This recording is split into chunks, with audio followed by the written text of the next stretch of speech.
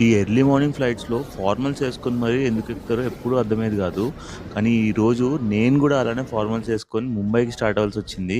ఎందుకో మీకు వీడియో ఎండింగ్‌లో చెప్తాను గానీ, దానికన్నా ముందు ముంబై ఎయిర్‌పోర్ట్ పక్కనే చిన్న చిన్న బిల్డింగ్స్ చూడండి. జస్ట్ ఒక్క వాల్ గ్యాప్‌తో ఎయిర్‌పోర్ట్ ఉందసలు. సో, మొత్తానికి మళ్ళీ ముంబైకొచ్చేసాను. ఎన్ని సార్లొచ్చినా ముంబై చాలా ఎక్సైటింగ్‌గానే ఉంటుంది నాకైతే. ఎందుకో తెలీదు. మీరైతే ముంబై వచ్చినప్పుడు ముంబైలో క్యాబ్స్ కన్నా ఆటోస్ ప్రిఫర్ చేయడం మర్చిపోకండి. వితిన్ ఎ మినిట్ వచ్చేస్తాయి అసలు. సో, అన్నట్టు ఆ ఎర్లీ మార్నింగ్ ఫార్మల్స్ ఎందుకంటారా?